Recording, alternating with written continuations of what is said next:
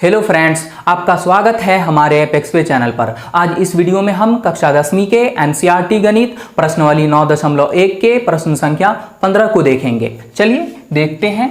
एक सीधा राजमार्ग एक मीनार के पाद तक जाता है। अब मान लीजिए ये एक राजमार्ग है और ये राजमार्ग मीनार के पाद बिंदु से मिला हुआ है। अब ये मान लेते हैं कि ये एक मीनार है और इस मीनार का पाद बिंदु ये हो गया। तो ये जो राजमार्ग है इस मीनार के पाद बिंदु में मिला हुआ है। इस तरह मीनार के शिखर पर खड़ा एक आदमी एक कार को 30 डिग्री के अवनमन कोण पर देखता है। और ये जो मीनार है इसके शिखर पर एक आदमी है जो इस राजमार्ग पर कार चल रही है तो उसको देखता है 30 डिग्री के अवनमन कोण पर। फिर आगे भी पढ़ते हैं। जो कि मीनार के पाद की ओर एक समान चाल से जाता है। लेकिन वो जो कार है, मान लीजिए वो कार इस बिंदु पे है और ये कार इस बिंदु से इस मीनार के पाद बिंदु तक जाता है। मतलब कार जो सफर करेगा वो इस बिंदु से इस बिंदु तक। अब ये मानते हैं कि अगर कार इस बिंदु पे है तो वो जो आदमी मीनार के शिखर से इस कार को देखता है तो उसका अवनमन कोण 30 डिग्री का बनता है। चलिए यहां बनाते हैं हम। तो ये आदमी जब इस कार को देखता है तो अवनमन कोण 30 डिग्री का बनता है। तो यहां से हम क्या करेंगे, एक लाइन खींच लेंगे। ये अब यहां पे कार है और इसको वो आदमी देखता है। तो अवनमन कोण में नीचे की ओर देखते हैं तो जो कोण बनता है वो अवनमन कोण होता है। तो यहां कोण बनता है 30 डिग्री का। तो एकांतर कोण से ये भी कोण बनेगा 30 डिग्री का। और ये याद रखना है फ्रेंड्स कि अगर ये लाइन और ये लाइन दोनों समांतर होगा तो यहां से जो कोई भी अगर हम रेखा खींचेंगे तो उसके एकांतर कोण बराबर होते हैं। अगर ये होगा 45 डिग्री का तो ये भी 45 डिग्री का ही होगा। अगर यहां से हम इसको मिलाते हैं ऐसे, अगर ये 60 डिग्री का होगा तो इसका एकांतर कोण ये भी 60 डिग्री का ही होगा। 6 सेकंड बाद कार का अवनमन कोण 60 डिग्री हो गया। जैसा कि फ्रेंड्स मैं आपको बता चुका हूं कि कार इस बिंदु पे है और मीनार के पाद बिंदु की ओर कार वो जा रहा है। तो अब ये मान लेते हैं कि 6 सेकंड के बाद कार इस बिंदु पे पहुंच जाता है और इस बिंदु पे पहुंचता है तो फिर वो आदमी एक बार फिर उस कार को देखता है तो उसका अवनमन कोण 60 डिग्री का बनता है। तो अब जो कोण बनता है वो 60 डिग्री का अवनमन कोण। तो यहां भी एकांतर कोण से ये भी कोण हो जाएगा 60 डिग्री का। इस बिंदु से मतलब इस वाले बिंदु से इस बिंदु कार के पाद तक पहुंचने में कार द्वारा लिया गया समय ज्ञात कीजिए। तो हमको ये बताना है कि इस बिंदु से मीनार के पाद बिंदु मतलब ये इस बिंदु से इस बिंदु तक कार को पहुंचने में कितना समय लगेगा। इससे पहले हम जितने भी प्रश्न बनाए हैं सभी में हम या तो दूरी निकाले हैं या तो ऊंचाई निकाले हैं, लेकिन ये जो प्रश्न है इसमें हमें समय निकालना है। तो ये कैसे निकलेगा, चलिए इसको हम समझते हैं बहुत आराम से। इस बिंदु का नाम दे देते हैं A, इस बिंदु को B और इस बिंदु को C और इस वाले बिंदु को D। और यहाँ जो बिंदु ये है और इस वाले बिंदु को नाम दे दिया मैंने E। लेकिन हमें ये बताना है कि कार D बिंदु से B बिंदु तक जाने में कितना समय लगाता है। तो फ्रेंड्स ये कैसे निकलेगा इसको हम लोग पहले समझते हैं, इसके कॉन्सेप्ट मैप को समझते हैं। तो सबसे पहले हम समकोण त्रिभुज ABD को लेके चलेंगे और इसमें हम BD भुजा के मान को निकालेंगे। फिर उसके बाद हम बड़े वाले समकोण त्रिभुज ABC में आएंगे और इसमें CD भुजा का मान निकालेंगे। और जैसे ही हमें CD भुजा का मान निकल जाएगा कि CD भुजा का कुल दूरी क्या है तो फिर हम एक सूत्र होता है चाल बराबर है दूरी बट्टे समय। तो हम क्या करेंगे, हमें तो ये दूरी निकल जाएगा CD बराबर, तो दूरी ये हमें मिल जाएगा समय तो दे रहा है कि सी बिंदु से डी बिंदु तक पहुंचने में उस कार को 6 सेकंड लगता है, तो समय भी तो है, तो हम उससे क्या करेंगे, चाल निकाल लेंगे। और जैसे ही ये चाल निकल जाएगा फिर हम ये जो डी बिंदु से बी बिंदु तक कार जाता है तो इसमें भी कितना समय लगेगा ये भी हम निकाल लेंगे। जैसे मान लीजिए कि बी डी भुजा का मान निकालेंगे तो वो तो दूरी हो गया, तो दूरी हमें तो इसमें निकल जाएगा और हमें चाल भी पता चल जाएगा, तो हम समय को निकाल सकते हैं। तो चलिए अब करते हैं, तो आपको अच्छे तरीके से समझ में आएगा। बस इस वीडियो को आपको लास्ट तक देखना है। हल, माना कि ए बी एक मीनार है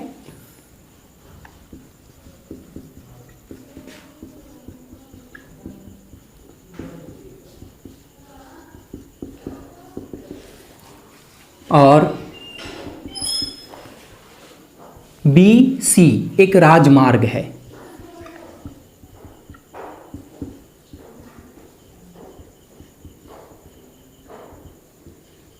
अब चलिए एकांतर कोण से जो भी कोण बना है उसको हम लिख लेते हैं। कोण ई ए सी बराबर 30 डिग्री का कोण बन रहा है ये, और इससे एकांतर कोण बना है यहां जो कि ये कोण है ए सी बी। तो हम लिख सकते हैं कोण ई ए सी के बराबर हो जाएगा कोण ए सी बी। फिर आगे कोण ई ए डी, तो इसमें कोण बना है 60 डिग्री का अवनमन कोण, तो ई ए डी बराबर है 60 डिग्री, और ये कोण बराबर है एकांतर कोण से ए डी बी के। तो सबसे पहले हम चलिए चलते हैं समकोण त्रिभुज ए बी डी को लेके।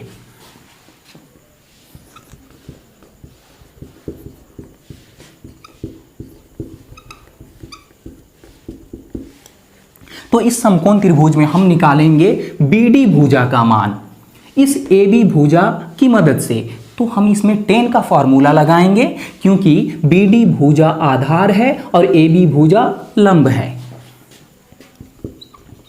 तो टेन थीटा बराबर सूत्र होता है लंब बटे आधार, ये टेन का टेन ही, और थीटा कोण बन रहा है समकोण त्रिभुज ए बी डी में 60 डिग्री का, तो इसको हम लिखेंगे 60 डिग्री बराबर है, और लंब है ए बी बटे आधार है बी डी। टेन 60 डिग्री का मान होता है √3 बराबर है ए बी बटे बी डी। इसके बटे में कुछ नहीं तो हम 1 रख सकते हैं। अब यहाँ पे बाय क्रॉस मेथड से √3 को बी डी से गुना किए तो √3 बी डी बराबर है, और इस 1 को ए बी से, तो हो गया ए बी। अब बी डी बराबर यहाँ से निकल के आ जाएगा ए बी बटे √3। अब चलिए चलते हैं समकोण त्रिभुज ए बी सी में।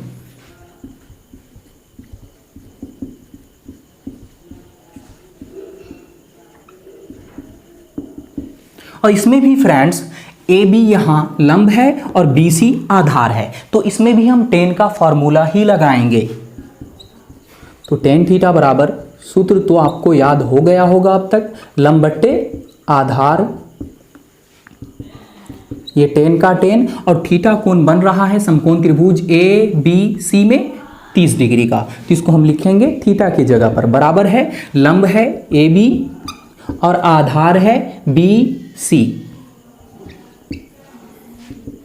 टेन 30 डिग्री का मान होता है 1 बट्टे √3 बराबर है ए बी भुजा को तो अभी हम ऐसे ही लिखेंगे, और बी सी भुजा को हम लिख सकते हैं B D plus C D, क्योंकि दोनों भुजा को जोड़ेंगे तो वो बराबर होगा बी सी भुजा के।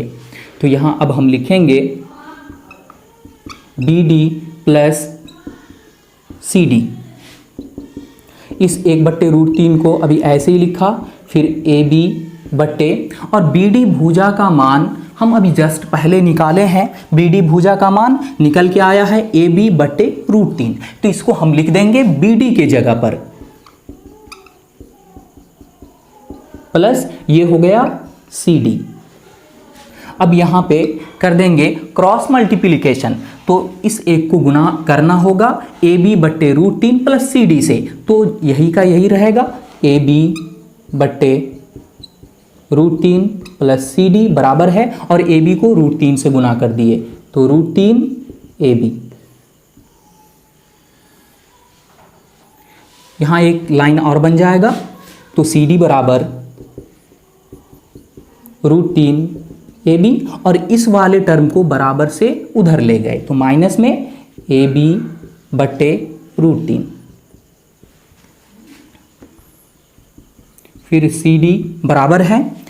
अब यहाँ पे हम भिन्न का घटाव करेंगे, इस √3 को इस √3 से गुना कर दिए, तो √3 को √3 से गुना करेंगे तो 3 हो गया, और ये ए बी माइनस ये हो गया ए बी, और दोनों का ही बट्टा हो गया √3। 3 ए बी में से एक ए बी घटा तो 2 ए बी बटे √3।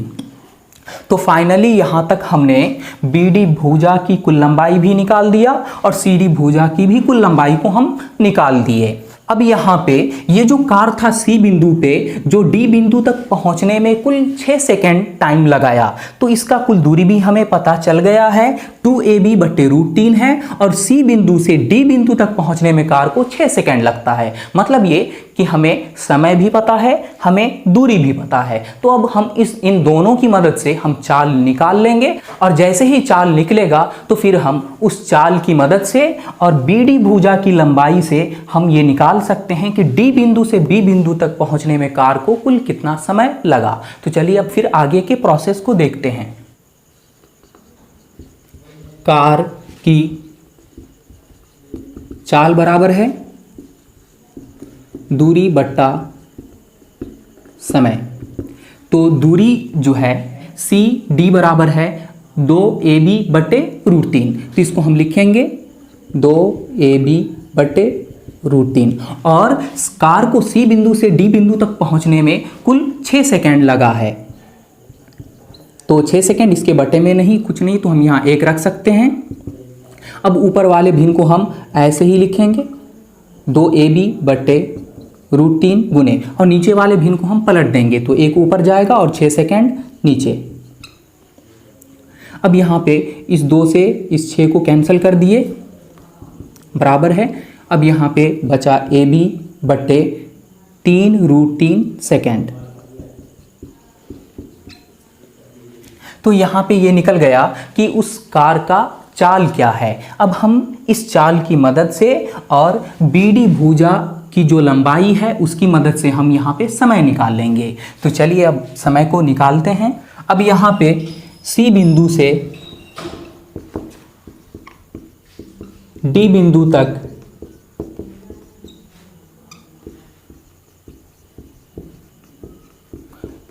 पहुंचने में लगा समय,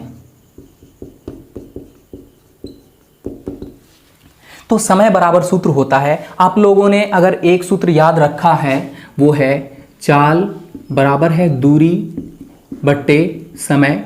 तो यहाँ से आप समय बराबर भी निकाल सकते हैं, तो बट्टे में कुछ नहीं तो 1 रख दिए। तो यहाँ से अगर हम समय बराबर निकालेंगे तो होगा समय बराबर है, ये दूरी का दूरी ऊपर में ही रहेगा, अब बट्टे में आ जाएगा ये चाल।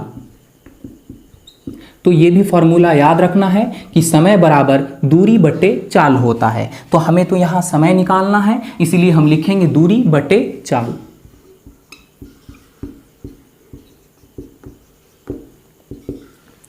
तो हम निकाल चुके हैं, BD की कुल लंबाई निकल के आया है AB बट्टे √3। तो यहाँ पे हम दूरी के जगह पर लिख सकते हैं AB बट्टे √3। तो AB बट्टे √3 फिर बट्टा, और चाल जो निकल के आया है वो है AB बट्टे 3√3 सेकेंड। इसको भी अब हम नीचे लिख देंगे AB बट्टे 3√3 सेकेंड। अब यहाँ पे हम हल करते हैं। हल करेंगे, ऊपर वाले भिन्न को ऐसे ही लिखे AB बट्टे √3 गुने, और नीचे वाले भिन्न को हम पलट दिए, जैसे अक्सर हम पलट देते हैं, 3√3 सेकेंड बट्टे AB। अब यहाँ पे AB से AB कैंसल, √3 से √3 कैंसल, तो निकल के आया 3 सेकेंड। तो उस कार को D बिंदु से B बिंदु तक पहुंचने में कुल 3 सेकेंड लगा।